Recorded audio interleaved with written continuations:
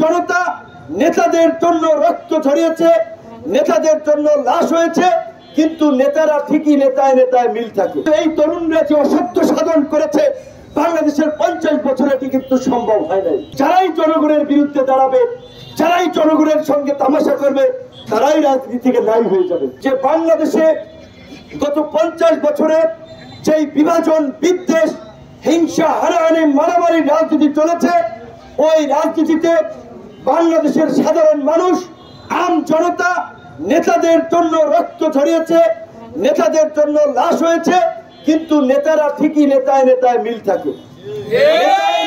ফোনে কথা হয়, আলাপ আলোচনা হয়, আর কর্মীরা রাস্তাঘাটে মারামারি করে জীবন শেষ করে। তাই আমরা বলেছি যে এই জুলাই গণ অভ্যুত্থান পরবর্তী বাংলাদেশের আগামী রাজনীতি এবং আগামীর বাংলাদেশের গতিপথ কি হবে সেটি ঠিক করবে এই দেশের এই নতুন প্রজন্ম, এই সাহসী তরুণেরা।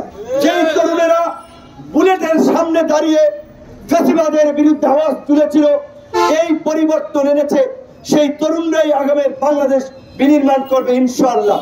সেজন্য সেই তরুণদের পাশে থাকতে হবে আপনাদেরকে। আপনাদের সন্তান, আপনাদের কারো ভাই, কিন্তু এই তরুণরা যে অসত্য সাধন করেছে বাংলাদেশের 50 বছরে এটি কিন্তু সম্ভব হয় নাই। বাংলাদেশের 50 বছরে স্বাধীনতা উত্তর এই একটি গণ অভ্যুত্থান হয়েছে।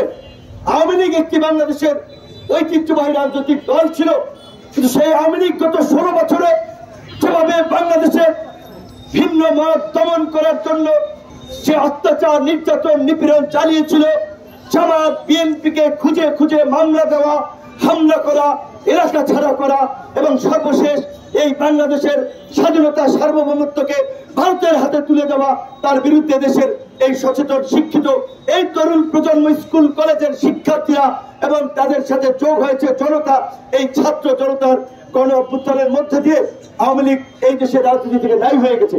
এটা আমার আপনার কিছু করার নাই, আমার আপনার কোনো কথা না। কিন্তু বন্ধুগণ, আমরা একটা কথা বলতে চাই, যারাই জনগণের বিরুদ্ধে দাঁড়াবে, যারাই জনগণের সঙ্গে তামাশা করবে, তারাই রাজনীতি থেকে নাই হয়ে যাবে। এই তরুণ প্রজন্ম জনগণের সাথে থাকতে চাই, জনগণের চিন্তা ভাবনাকে ধারণ করেই আগামী রাজনীতিকে এগিয়ে নিতে চাই।